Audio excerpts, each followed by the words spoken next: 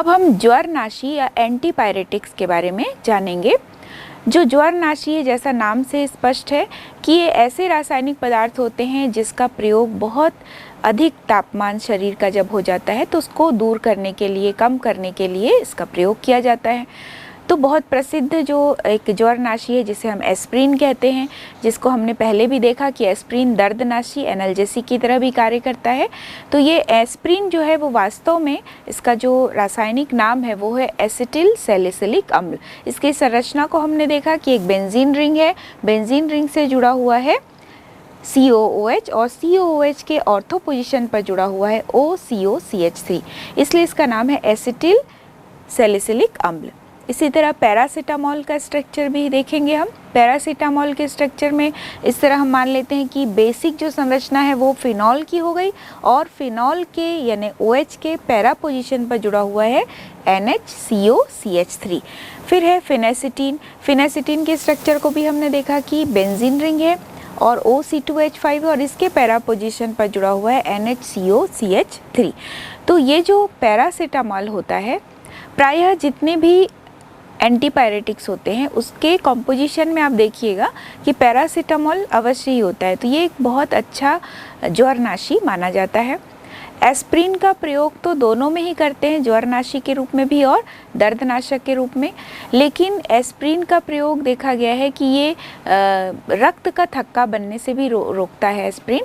तो इसलिए इसका प्रयोग जब दिल का दौरा रोकने के लिए भी किया जाता है। तो ज्वरनाशी औषधियों के सेवन से कई बार हम देखते हैं कि बहुत अधिक पसीना आता है और अपने आप ही जो शरीर का तापमान है वो कम होने लगता है। अब हम कुछ एंटी माइक्रोबियल्स या प्रति सूक्ष्म जैविकों के बारे में जानेंगे। तो 19वीं शताब्दी में बहुत सारे ऐसे रसायनों की खोज होने लग गई थी जो कि शरीर पर होने वाले जो आक्रमणकारी जीव हैं उसको खत्म करते थे, उस पर प्रभाव डालें, लेकिन होस्ट पर वो प्रभाव ना डालें। तो ऐसे औषधियों की, ऐसे रसायनों की लगातार खोज हो रही थी। इसी दौरान एक जर्मन वैज्ञानिक थे पॉल एरलिश। उन्होंने देखा कि सिफिलिस के इलाज के लिए क्या कुछ किया जा सकता है। तो सिफिलिस के इलाज के लिए उन्होंने प्रयास किया कि कुछ कम विषैले पदार्थ लेकर उसके जीवाणु को दूर करने का कार्य करें। तो इसलिए उन्होंने इसी उद्देश्य से आर्सेनिक पर आधारित कुछ संरचनाओं की जांच की और आर्सफेनामीन बनाया। ये जो आर्सफेनामीन है इसको सेल्वरसेन नाम से बाद में जाना गया। तो ये जो आर्सफेनामीन है इसमें हम देख रहे हैं कि आर्सेनिक जुड़ा हुआ है। इसकी संरचना में हम देख रहे हैं कि ये बेंजीन रिंग है और उसके साथ जुड़ा हुआ NH2 और उसके ऑर्थो पोजीशन पर जुड़ा हुआ है OH है। तो ये बेसिक स्ट्रक्चर में बेंजीन रिंग है, लेकिन इसको हम एनिलीन भी कह सकते हैं या ऑर्थो एमिनो फिनॉल भी कह सकते हैं। और इससे जुड़ा हुआ हम देख रहे हैं AS डबल बॉन्ड AS और इसके अगले पोजीशन पर AS के साथ ही जुड़ा हुआ एक और हम कह सकते हैं या ऑर्थो एमिनो फिनॉल जुड़ा हुआ है। तो यहाँ भी देखिए बेंजीन रिंग है, OH है और OH के साथ जुड़ा हुआ ऑर्थो पोजीशन पर NH2 है। तो इस तरह से ये संरचना बनी। आर्सफेनामीन या सेल्वरसेन की खोज के लिए पॉल एरलिश को 1908 में नोबेल पुरस्कार दिया गया और ये सिफिलिस के लिए खोजा गया पहली औषधि थी जो बहुत ज़्यादा कारगर सिद्ध हुई। सेल्वरसेन मानव के लिए विषैला सिद्ध हुआ। क्यों? क्योंकि सेल्वरसेन जो है उस पे हम देख रहे हैं कि आर्सेनिक है और आर्सेनिक विषैला होता है, लेकिन इसका प्रभाव सिफिलिस के जो जीवाणु है स्पाइरोकीट उस पर ये बहुत ज़्यादा इफ़ेक्टिव था, लेकिन मनुष्य के लिए ये जो दवाई थी वो बहुत ज़्यादा घातक थी। लेकिन इसके कीटाणु जो स्पाइरोकीट है उस पर ये बहुत अधिक प्रभाव उत्पन्न करते। पॉल एरलिश ने जब कार्य किया, जब सेल्वरसेन बनाया, उस समय उन्होंने आर्सेनिक पर कार्य किया। उसी समय पॉल एरलिश एजोरंजकों पर भी कार्य कर रहे थे। जो ये एजोरंजक होते हैं इसमें N डबल बॉन्ड N होता है और सेल्वरसेन में हम देख रहे हैं कि AS डबल बॉन्ड AS है। तो इसकी संरचना लगभग एजोरंजक के जैसी ही उन्हें लगी। तो उन्होंने फिर प्रयास किया कि आर्सफेनामीन में उपस्थित जो AS डबल बॉन्ड AS है उसको और N डबल बॉन्ड N जो है एजोरंजक, उन दोनों को रिप्लेस करके भी, क्योंकि उनके गुणों में बहुत अधिक समानता थी, क्योंकि आर्सेनिक भी जो है वो नाइट्रोजन फैमिली का ही एलिमेंट होता है, तो उसी आधार पर उन्होंने और इसके जो व्युत्पन्न हैं उन्हें बनाने की कोशिश की। तो बाद में जो पॉल एलिश है उन्होंने ऐसे यौगिकों की खोज की जो कि एजोरंजकों से मिलते जुलते थे और जिनका जीवाणुओं पर बहुत अधिक इफेक्ट पड़ता था या जो जीवाणुओं पर बहुत अधिक प्रभावी हो रहे थे। तो ऐसे औषधियों की खोज उन्होंने की। बाद में जर्मन जीवाणु वैज्ञानिक थे गेरहार्ड डोमेक, उन्होंने 1932 में प्रोंटोसिल नामक एक औषधि बनाई। ये जो प्रोंटोसिल है इसका जो इफ़ेक्ट है वो एंटीबैक्टीरियल एक्शन लिए हुए होता है और इसकी संरचना बहुत अधिक सेल्वरसेन से मिलती जुलती है। लेकिन इन्होंने जब इसको बनाया तो कोशिश किया कि जो आर्सेनिक है उसके स्थान पर N डबल बॉन्ड N लिया। तो यहाँ पर हम संरचना जब देखते हैं तो थोड़ा सा डिफरेंस है सेल्वरसेन की तुलना में। यहाँ पर देखिए NH2 बेंजीन रिंग के साथ जुड़ा हुआ है, NH2 यानी एनिलीन ही कह सकते हैं, और इसके मेटा पोजीशन पर जुड़ा हुआ है एक और NH2 है और यहाँ N डबल बॉन्ड N है। N डबल बॉन्ड N जहाँ पर आर्सेनिक था उसकी जगह पर N डबल बॉन्ड N हो गया और इसी से जुड़ा हुआ है एक बेंजीन रिंग और यहाँ पर SO2 NH2। तो ये बन गया प्रोंटोसिल। ये प्रोंटोसिल सल्फेनिल एमाइड में बदल जाती है। तो ये जो सल्फेनिल एमाइड है वास्तव में इसकी संरचना इसी से जुड़ी हुई होती है। एक बेंजीन रिंग है, यहाँ पर NH2 और SO2 NH2 है। तो ये बन गया सल्फेनिल एमाइड। यहाँ पर जो हम प्रति सूक्ष्म जैविक पदार्थों के बारे में, प्रति सूक्ष्म जैविक या एंटी माइक्रोबियल जो सब्सटेंस है उनके बारे में हम समझ रहे हैं। तो यहाँ पर हमें ये भी जानना है कि ऐसे जो केमिकल्स होते हैं जो कि सूक्ष्म जीव जिसमें जीवाणु होते हैं, विषाणु होते हैं या कवक होते हैं, इनके द्वारा उत्पन्न होने वाले रोगों के रोकथाम के लिए इनका प्रयोग किया जाता है। तो इसे हम एंटी माइक्रोबियल सब्सटेंस कहेंगे या प्रति सूक्ष्म जैविक कहते हैं। तो कोई भी ऐसे जीव जो कि रोग उत्पन्न करते हैं उसे हम रोगजनक कहते हैं या इसे हम रोगाणु कहते हैं। तो प्रति सूक्ष्म जैविक औषधि जो है वो रोगाणुओं को नष्ट भी करता है, साथ ही साथ इनके विकास को रोकता भी है और उनकी जो रोगजनक क्रियाएं हैं उसको भी ये रोकता है। तो किसी भी बीमारी को रोकने के लिए ये आवश्यक है कि उस बीमारी को उत्पन्न करने वाले जो जीवाणु हैं, विषाणु हैं, कवक हैं, उनकी वृद्धि को रोका जाए, उनको नष्ट किया जाए। तो इनका यही कार्य होता है। तो ये एंटी बैक्टीरियल भी होते हैं, एंटी फंगल भी होते हैं और एंटी वायरल भी होते हैं। तो क्योंकि जैसा रोगजनक होगा, चाहे वो वायरस हो, चाहे वो बैक्टीरिया हो, चाहे वो फंगस हो, तो जैसा भी रोगजनक होगा उस आधार पर एंटी बैक्टीरियल, एंटी फंगल और एंटी वायरल ये इसके घटक होते हैं। जो सूक्ष्म जीव होते हैं, जो सूक्ष्म जीवों से पर इफेक्ट डालने वाले, जो सूक्ष्म जीवों से होने वाले रोग होते हैं, उनको हम 3 विधियों से इन्हें हम दूर कर सकते हैं। तो ये जो 3 विधियां होती हैं, सबसे पहले हम देखेंगे ये एक होता है जीवाणु नाशक, जीवाणु निरोधक और एक होता है शरीर में संक्रमण। तो जैसा हमने देखा था कि जीवों की वृद्धि को भी रोकना है, जीवों को नष्ट भी करना है जो रोग उत्पन्न करने वाले जीव हैं, और शरीर की जो रोग प्रतिरोधक क्षमता होती है उसको भी बढ़ाने का कार्य इनके आधार पर किया जाना चाहिए। तो ये कौन कौन सी विधियाँ हैं? सबसे पहले हमने देखा कि जीवाणु नाशक। तो ये जो जीवाणु नाशक होते हैं ये शरीर में ही जो सूक्ष्म जीव होते हैं उनका विनाश करते हैं। जीवाणु निरोधक जो हैं वो ऐसी औषधि जो सूक्ष्म जीवों की वृद्धि और उनके मल्टीप्लिकेशन, उनके गुणन को ये रोकने का कार्य करते हैं। और शरीर में होने वाले संक्रमण, शरीर में जो संक्रमण है तो शरीर के रोग प्रतिरोधक क्षमता में ये वृद्धि करते हैं। इस प्रकार के जो औषधियाँ होती हैं तो ये जो आक्रमणकारी सूक्ष्म जीव के विरुद्ध शरीर की रोग क्षमता को बढ़ाते हैं या शरीर में रोग प्रतिरोधक क्षमता को बढ़ाने का कार्य इस प्रकार की जो औषधियाँ हैं वो करते हैं। जो ये एंटी माइक्रोबियल्स होते हैं इसे हम फिर 3 भागों में बांटकर पढ़ सकते हैं। पहले हम देखेंगे एंटीबायोटिक्स, एंटीसेप्टिक और डिसइंफेक्टेंट। तो एंटीबायोटिक जिसे प्रतिजैविक कहते हैं, एंटीसेप्टिक जिसे प्रतिरोधी कहते हैं हिंदी में, और डिसइंफेक्टेंट जो कि विसंक्रामी कहलाता है। पहले हम देखेंगे एंटीबायोटिक। आप बहुत बार सुनते हैं जब भी डॉक्टर के पास जाते हैं तो किसी भी बीमारी में एंटीबायोटिक या प्रतिजैविक को दिया जाता है। तो ये जो एंटीबायोटिक है, इसकी जो उत्पत्ति है, एंटीबायोटिक शब्द की उत्पत्ति एक ग्रीक शब्द से हुई है जिसका अर्थ होता है, जैसे एंटी है तो एंटी का अर्थ है अगेंस्ट और बायोस का अर्थ होता है लाइफ। तो ऐसे रासायनिक पदार्थ जो कि सूक्ष्म जीवों द्वारा ही उत्पन्न किए जाते हैं और सूक्ष्म जीवों को नष्ट करने के लिए या सूक्ष्म जीवी की वृद्धि को रोकने के लिए ही इसका प्रयोग किया जाता है, तो इसे हम एंटीबायोटिक कहते हैं। तो पेनिसिलियम कवक में जो एंटीबायोटिक की खोज सबसे पहले 1929 में अलेक्जेंडर फ्लेमिंग ने की थी और इसकी खोज जब उन्होंने की तो इसके द्वारा ब्रोंकाइटिस और निमोनिया इनके उपचार के लिए इसका प्रयोग किया जाता है।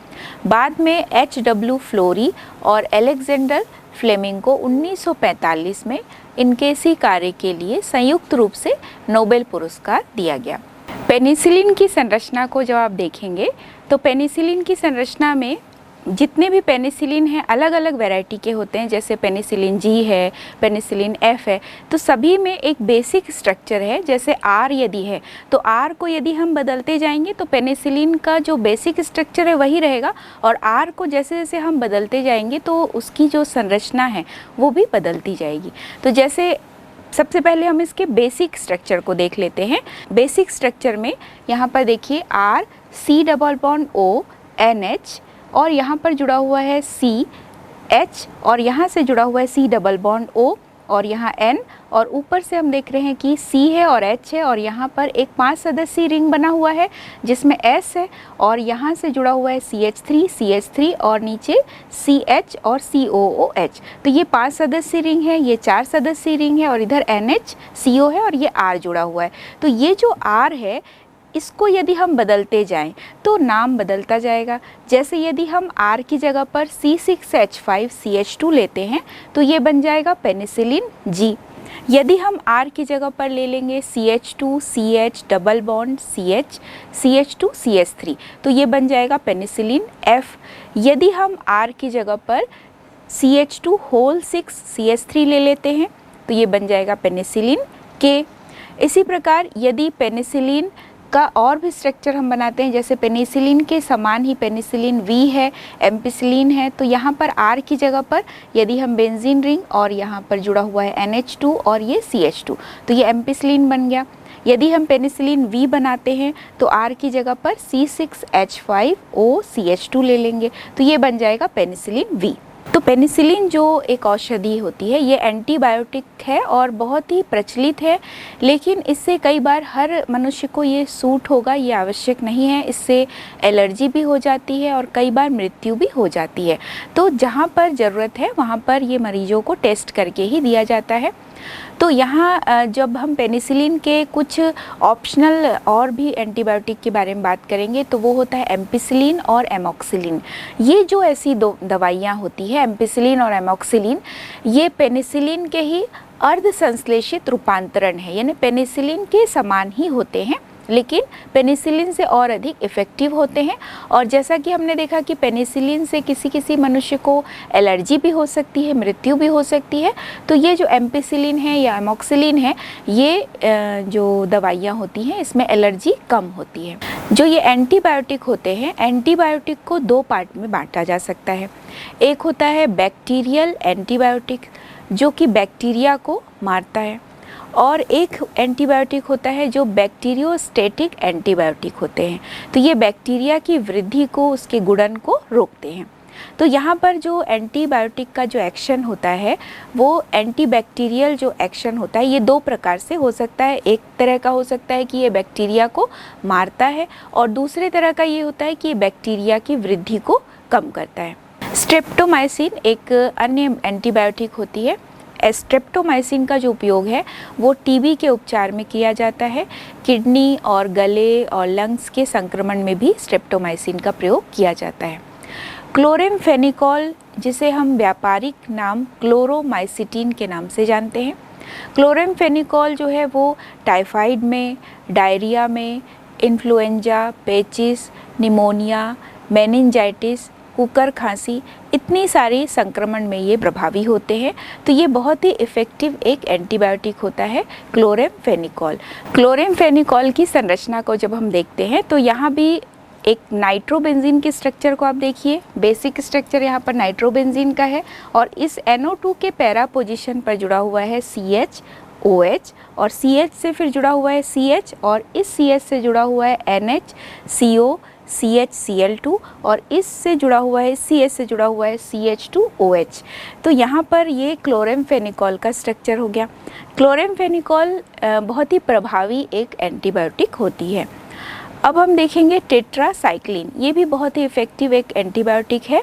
टेट्रासाइक्लिन जो है वो हाइड्रानेफ्थासीन एक ढांचा होता है और जो टेट्रासाइक्लिन है इसका जो इफ़ेक्ट होता है ये बैक्टीरिया या विषाणु, परजीवी, इन सब में ये बहुत अधिक प्रभावी होते हैं। यानी इस तरह के रोग जनकों के प्रति ये जो टेट्रासाइक्लिन है बहुत अधिक इफ़ेक्टिव होते हैं। अब हम प्रतिजैविकों के दो मुख्य जो प्रकार हैं, जैसा हमने देखा था कि जीवाणुनाशी और जीवाणु निरोधी, तो इनके कुछ एग्जाम्पल्स को देखेंगे। तो जो जीवाणुनाशी प्रकार के जो एंटीबायोटिक है इसमें पेनिसिलिन है, एमिनोग्लाइकोसाइड है, ऑफ्लॉक्सासिन है। इसी प्रकार जीवाणु निरोधी जो होते हैं उसमें एरिथ्रोमाइसिन है, टेट्रासाइक्लिन है और क्लोरेमफेनिकोल है। तो इस प्रकार से जो कुछ दवाइयों का वर्ग है एंटीबायोटिक दवाइयों का, वो इस प्रकार से कार्य करता है। कुछ जीवाणुनाशी होते हैं जो जीवाणुओं को मारने का कार्य करते हैं और कुछ जीवाणु निरोधी होते हैं जो जीवाणु के वृद्धि और गुणन को कम करते हैं। अब हम जो ये प्रतिजैविक है इसकी क्रिया के स्पेक्ट्रम के बारे में जानेंगे। तो ये स्पेक्ट्रम शब्द जो है वास्तव में यहाँ पर इस प्रकार के जो एंटीबायोटिक है इनके रेंज को बताता है कि किस तरह के रेंज पर ये बहुत अधिक इफ़ेक्टिव होते हैं।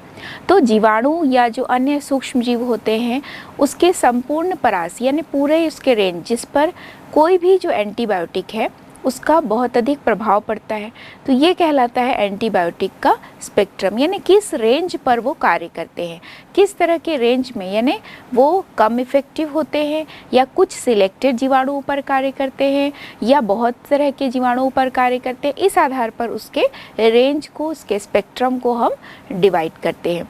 तो यहाँ पर 3 तरह से इसको विभाजित किया गया है।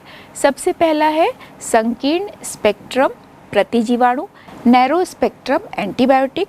दूसरा है सीमित स्पेक्ट्रम प्रतिजीवाणु जिसे हम कहते हैं लिमिटेड स्पेक्ट्रम एंटीबायोटिक्स। और अगला होता है विस्तृत स्पेक्ट्रम प्रतिजीवाणु जिसे हम ब्रॉड स्पेक्ट्रम एंटीबायोटिक्स कहते हैं। तो सबसे पहले हम देखेंगे जो नैरो स्पेक्ट्रम एंटीबायोटिक होते हैं या जो संकीर्ण स्पेक्ट्रम प्रतिजीवाणु होते हैं, ये वास्तव में क्या होते हैं। तो ऐसे एंटीबायोटिक जो मुख्य रूप से ग्राम पॉजिटिव या ग्राम निगेटिव जीवाणुओं पर ही कार्य करते हैं या उनके विरुद्ध ही कार्य करते हैं।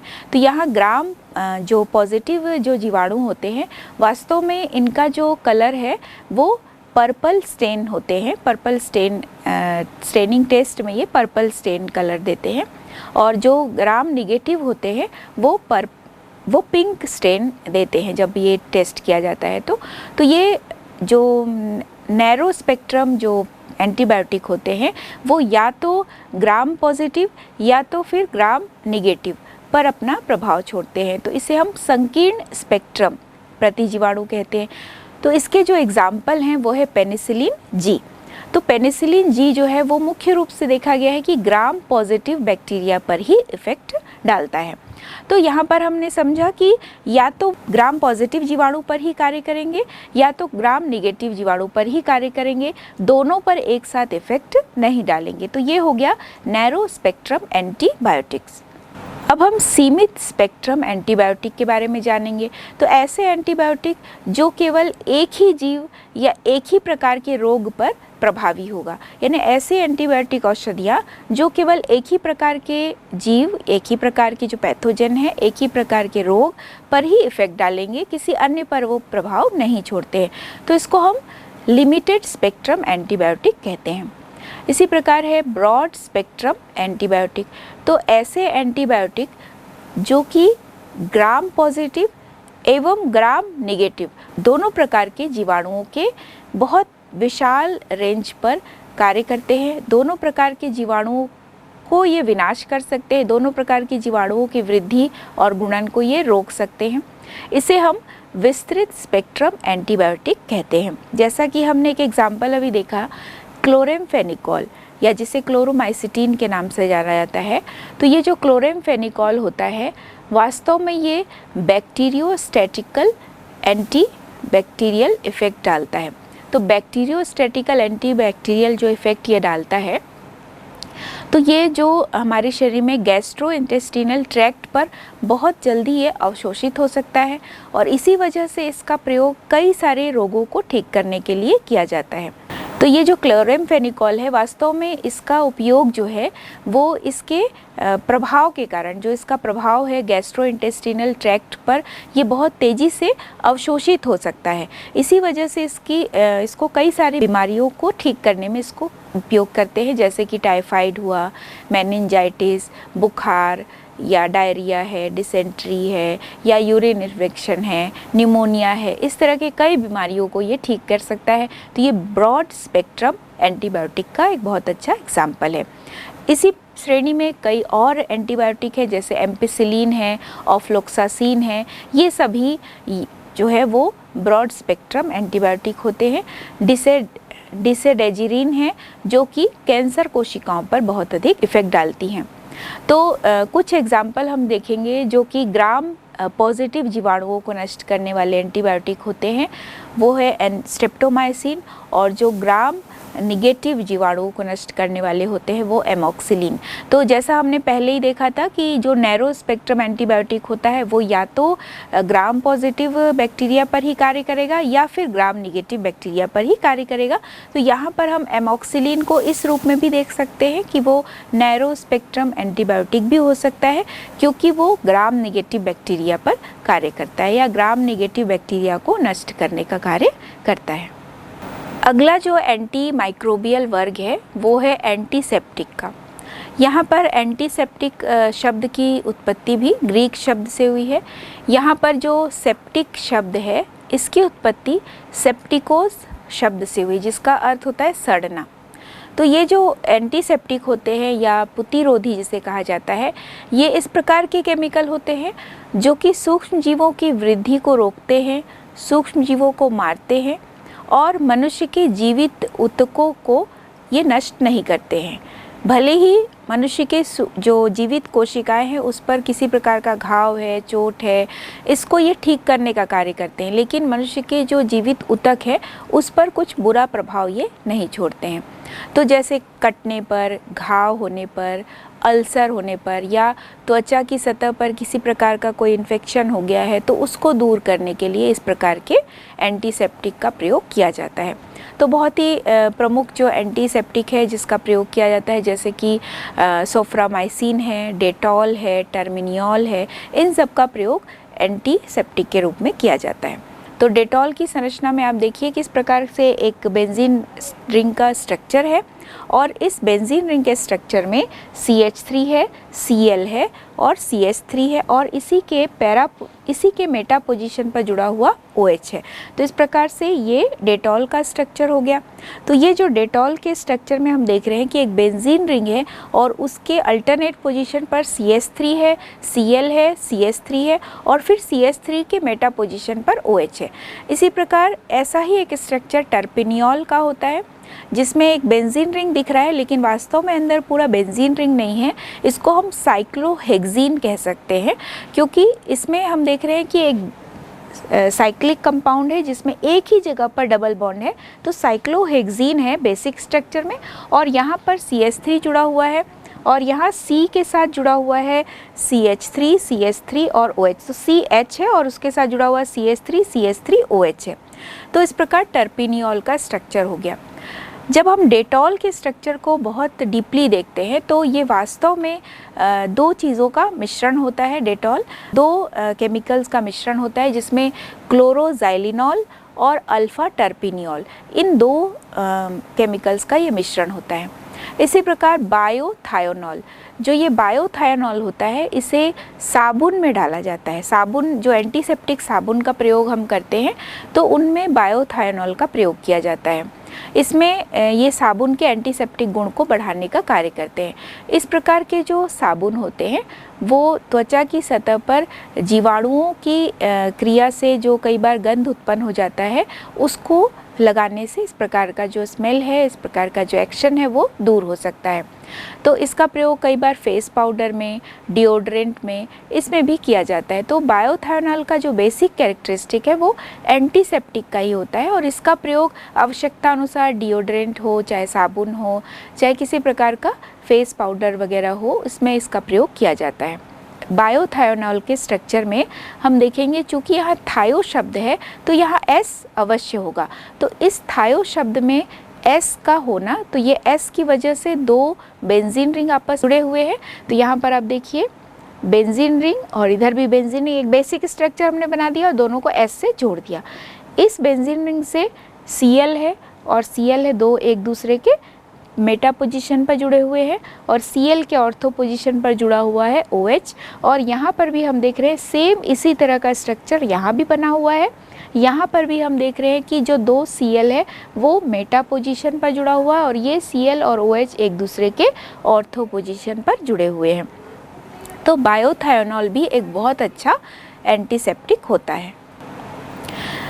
जैसा हम प्रयोग करते हैं टिंचर आयोडीन, तो टिंचर आयोडीन कई बार घाव वगैरह में लगाने पर घाव को भरने का कार्य करता है। तो वास्तव में ये जो आयोडीन का ही एक सॉल्यूशन होता है जिसमें ये बहुत ही इफ़ेक्टिव एक एंटीसेप्टिक होता है। इसका अल्कोहल जल का 2 या 3% जो घोल है वो होता है और इसमें आयोडीन का टिंचर ये कहलाता है या टिंचर आयोडीन के नाम से भी ये जाना जाता है। इसके बाद हाइड्रोजन परऑक्साइड भी एक बहुत अच्छा एंटीसेप्टिक होता है और इसका प्रयोग भी घाव को धोने के लिए किया जाता है। कई बार घाव का जब इलाज किया जाता है तो प्रारंभिक रूप से जब घाव को धोते हैं तो हाइड्रोजन परऑक्साइड का प्रयोग किया जाता है।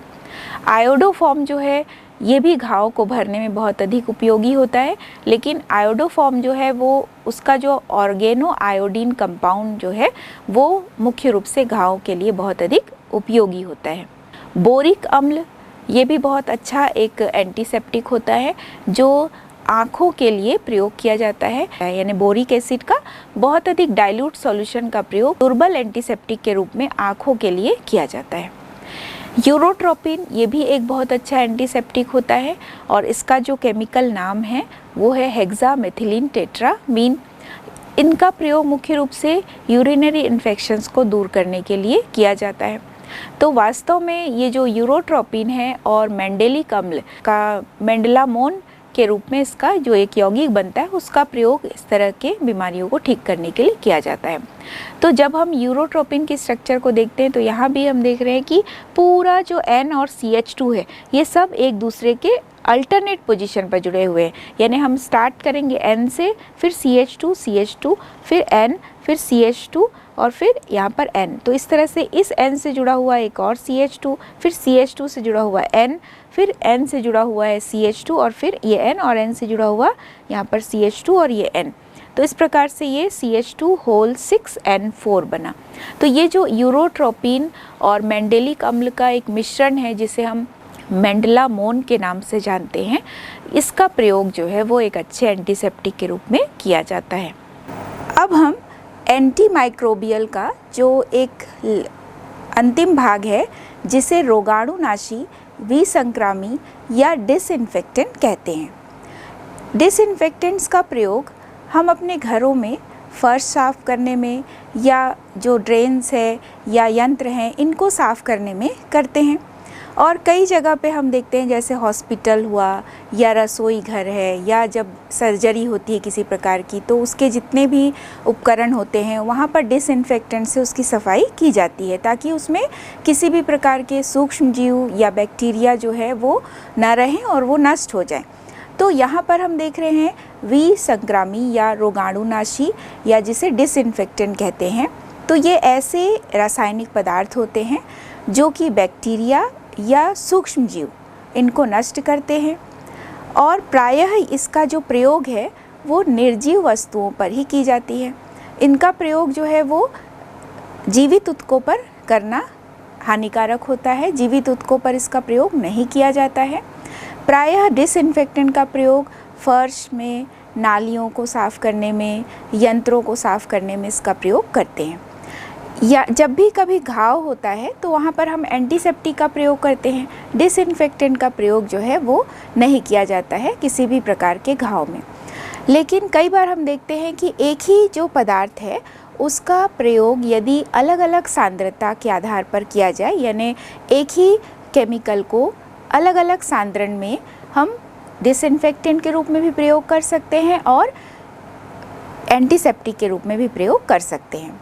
जैसे हम एक एग्जांपल लेते हैं फिनॉल का।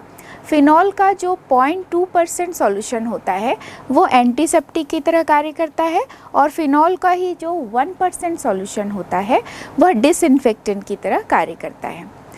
प्राय हम देखते हैं कि स्विमिंग पूल में को भी डिसइंफेक्टेंट बनाया जाता है, तो स्विमिंग पूल को डिसइंफेक्टेंट बनाने के लिए क्लोरीन का प्रयोग किया जाता है। क्लोरीन के एक निश्चित सांद्रता जिसमें कि 0.2 से 0.4 ppm इसकी सांद्रता होती है, तो इस प्रकार के क्लोरीन का प्रयोग जो है वो स्विमिंग पूल की सफाई करने में की जाती है। और जीवाणुनाशी के रूप में प्रायः जो क्लोरीन का यह सांद्रण है वो बहुत उपयोगी होता है। पीने के पानी में भी क्लोरीन का प्रयोग किया जाता है, तो वहाँ पर भी क्लोरीन का जो सांद्रण है वो 0.2 से 0.4 ppm तक प्रयोग किया जाता है। यहाँ पर हम बात करेंगे सोडियम हाइपोक्लोराइट की। जो ये सोडियम हाइपोक्लोराइट है वो भी एक बहुत अच्छा डिसइंफेक्टेंट माना जाता है। प्रायः इसका जो प्रयोग है वो टॉयलेट क्लीनर के रूप में या ड्रेन की सफाई करने में की जाती है। सल्फ़र डाइऑक्साइड भी बहुत अच्छा एक रोगाणुनाशी या डिसइंफेक्टेंट माना जाता है, लेकिन इसमें सल्फ़र डाइऑक्साइड की जो सांद्रता है वो बहुत ही कम होनी चाहिए, तो वो एक बहुत अच्छा रोगाणुनाशी होता है। जो घरों में हम साफ़ सफाई करते हैं तो लाइज़ॉल का प्रयोग करते हैं। तो ये जो लाइज़ॉल होता है वास्तव में ये क्या होता है? ये जो लाइज़ॉल है वो ऑर्थो, मेटा, पैरा, क्रिसॉल जो होता है, या जिसे हम मिथाइल फिनॉल भी कहते हैं, ortho, Meta, para methyl phenol, या जिसे व्यापारिक नाम जिसका क्रिसॉल भी है, इसके साथ साबुन का बना हुआ जो सॉल्यूशन है वही कहलाता है लाइज़ॉल। तो प्रायः देखा गया है जो फिनॉलिक वर्ग है, पूरा जो फिनॉलिक वर्ग है जिसमें कि फिनॉल भी होता है, ट्राइक्लोसेन भी होता है, ऑर्थोफेनिल फिनॉल भी होता है, ये सारे जो कंपोनेंट्स होते हैं ये डिसइंफेक्टेंट के रूप में बहुत ही उपयोगी होते हैं। यहाँ पर हम संरचना देखेंगे ऑर्थोफेनिल फिनॉल की। यहाँ पर आप देखिए कि एक फिनॉल का स्ट्रक्चर बना हुआ है और इसी फिनॉल के OH के ऑर्थो पोजीशन पर जुड़ा हुआ है एक C6H5 यानी एक रिंग जुड़ा हुआ है बेंजीन का, इसको हम कहते हैं ऑर्थोफेनिल फिनॉल।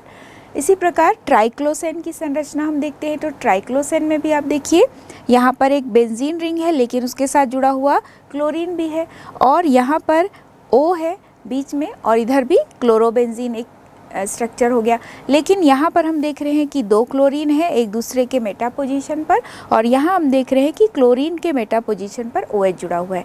तो इस प्रकार 2 रिंग आपस में जुड़े हुए हैं ऑक्सीजन की सहायता से, तो ये ट्राइक्लोसेन का स्ट्रक्चर हुआ। तो ये जो पूरा ग्रुप है वो फिनॉलिक ग्रुप के अंतर्गत आता है। तो ये डिसइंफेक्टेंट और जो एंटीसेप्टिक है, यदि हम इसके डिफरेंस को देखें तो दोनों में ही यही बात आती है कि ये दोनों ही सूक्ष्म जीवों को नष्ट करने के या सूक्ष्म जीवों को मारने के लिए उपयोगी हैं।